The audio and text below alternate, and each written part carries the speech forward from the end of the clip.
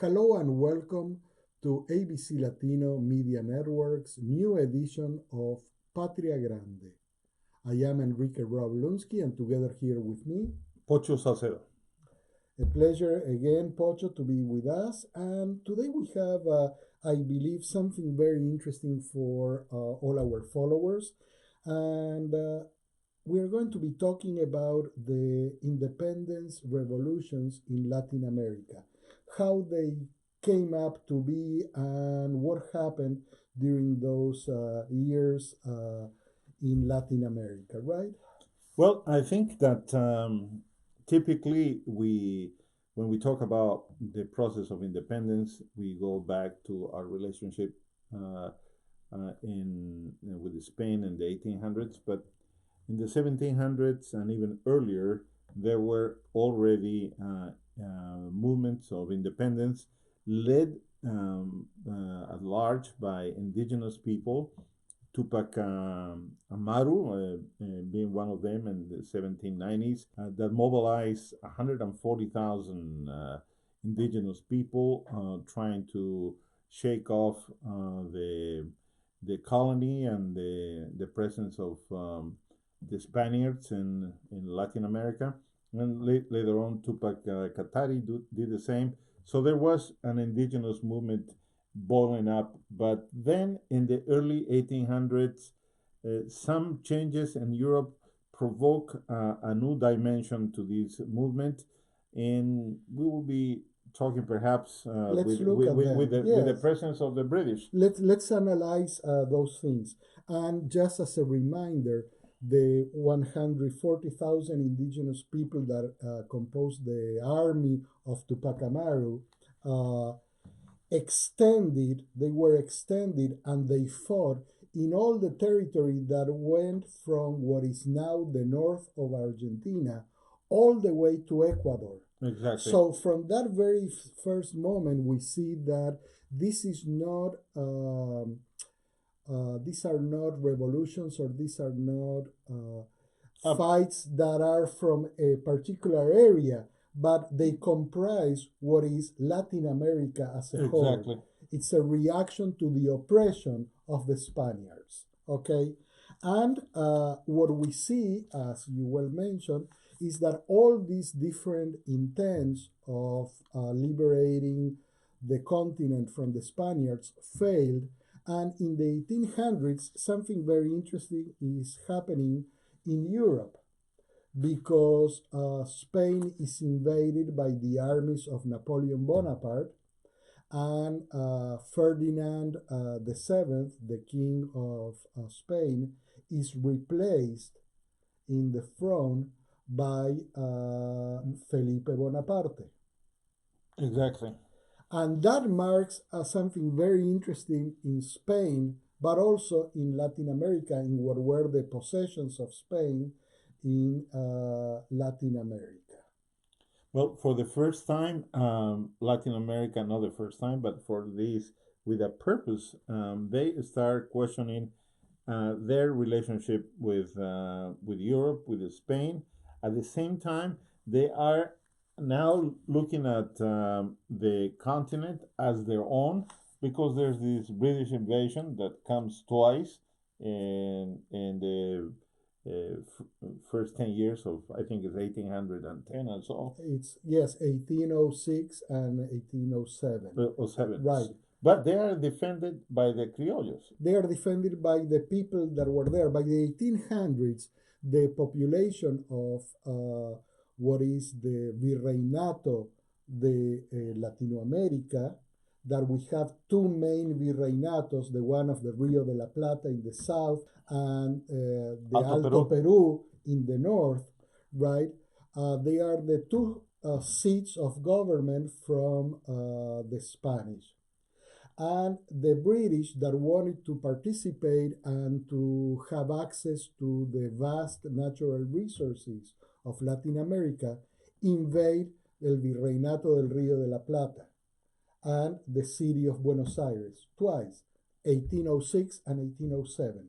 And both times they are defeated by the local population, not the Spanish, because the viceroy fled Exactly. on both occasions. And it's the local population, the criollos, the ones that were already born and were part of the economic class that fight the British invasions. And that gives them the taste that they can handle things by themselves.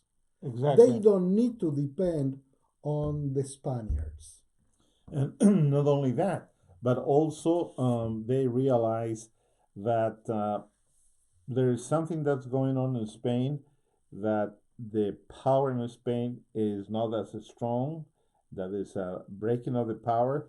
And in May of 1809, 25th of May, there is a first proclamation of independence per se, in the sense that, okay, we might be able to handle the local problems ourselves, and that happens in Chuquisaca, what at that time was called the Audience of Charcas, which was a subdivision of the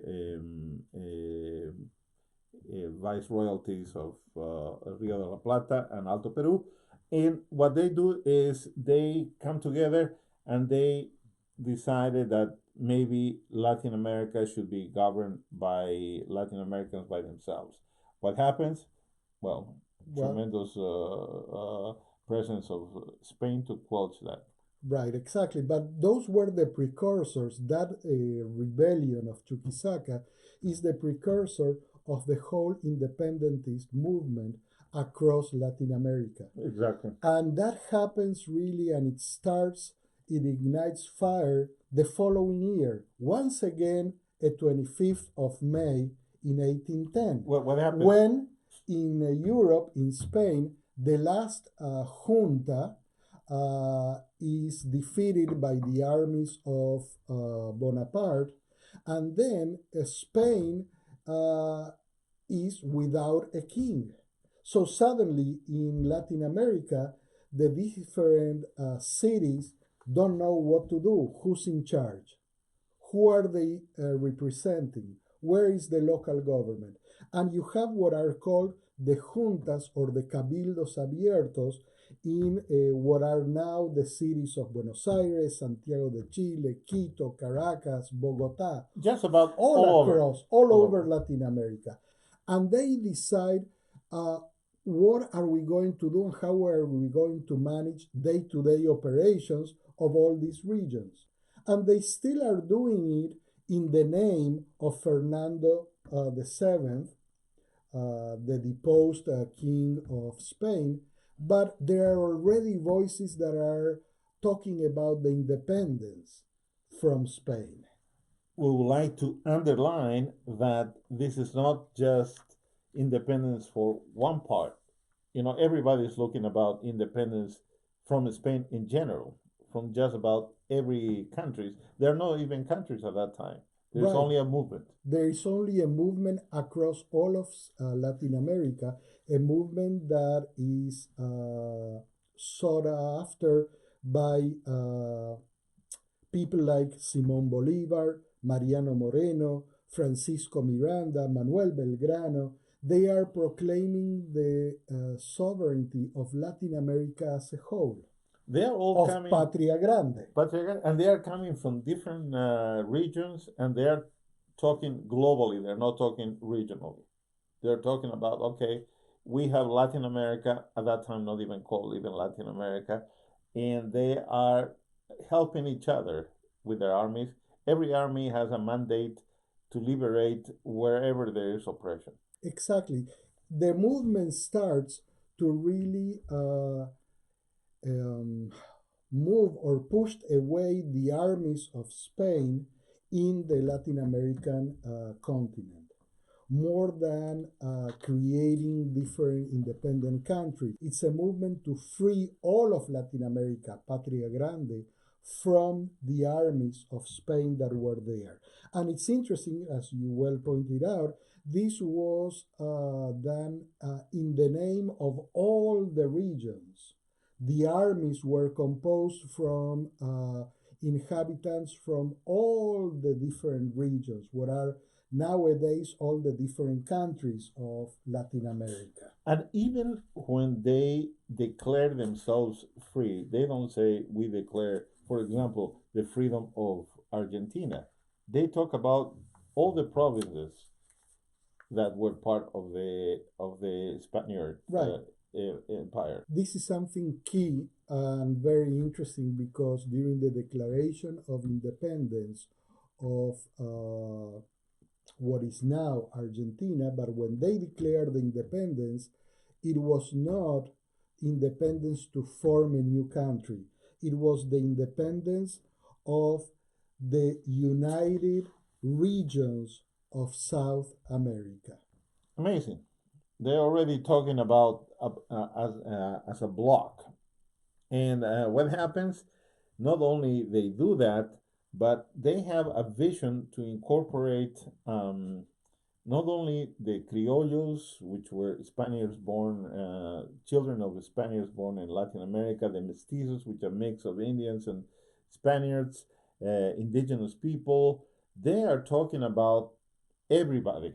And so in 1811, there's a declaration by Juan Jose Castelli in the city of Tiahuanaco. Tiahuanaco represents, along with Machu Picchu, one of the pillars of civilization that established in Latin America and in South America, and where this man, Juan Jose Castelli, right at the ruins of Tiahuanaco, he reads a manifesto in Spanish, in Quechua, and in Aymara as a symbol of the integration of all and liberation of all people who live in those Latin lands. America of the Patria Grande.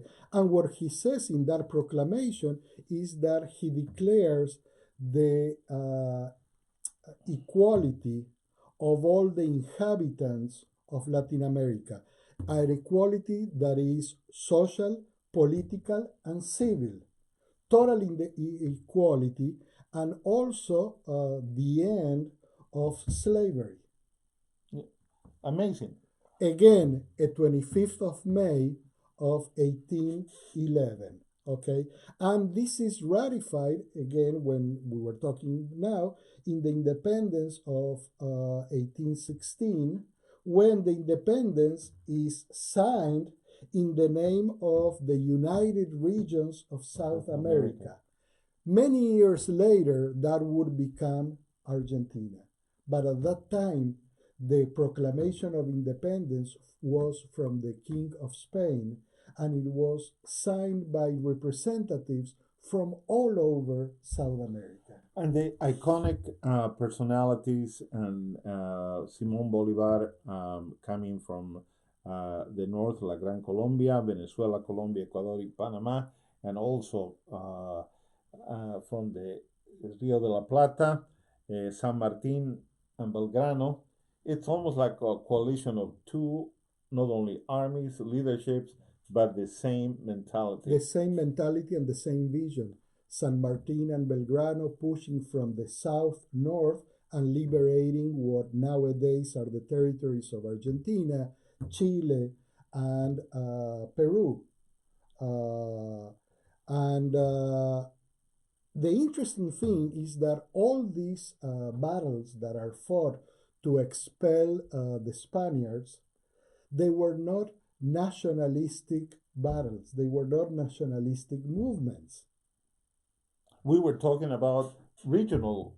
It was regional, and it's precisely because of that that these rebellions were successful, because they managed to come together and to fight for one common cause. But then there is something here that shocked me off camera.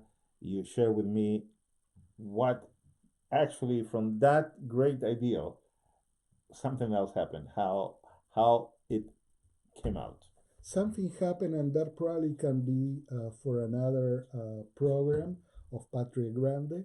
But the interesting thing about this is that years later, out of these, once the Spaniards were expelled from the South American continent, you start seeing the formation of independent countries, not anymore the regions.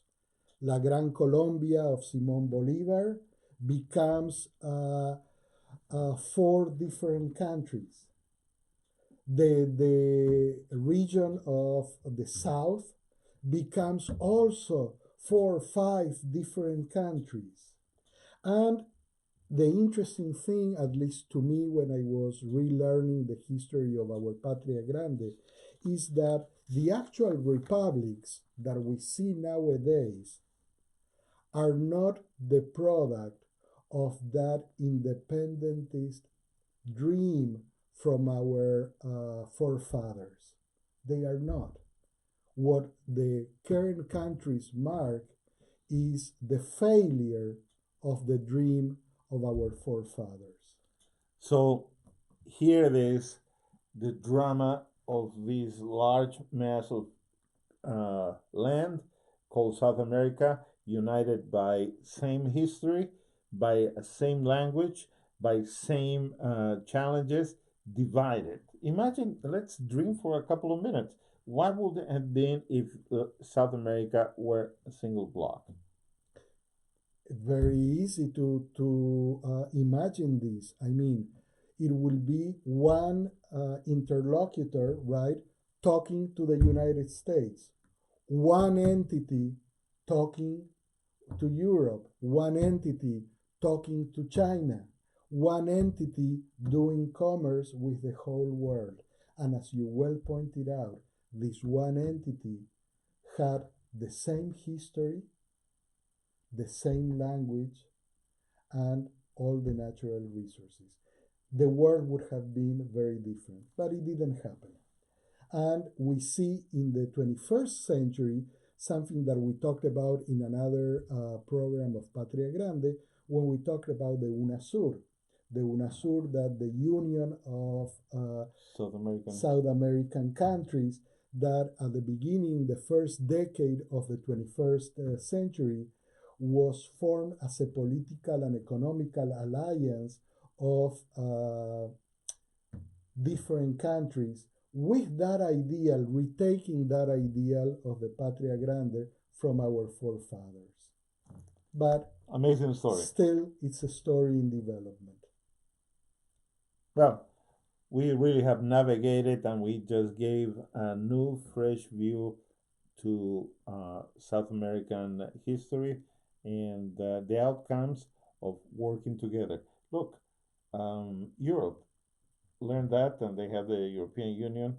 The United States got that clear, have the United States of America, and any organization, any country that has been able to come together through its history, culture, and presented one block has really been a dominant country.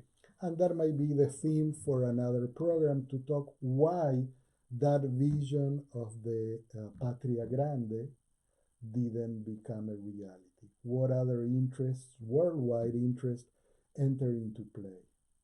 So with this, we complete this edition of Patria Grande. This is ABC Latino Media Network. Till the next time. A pleasure. Until the next time.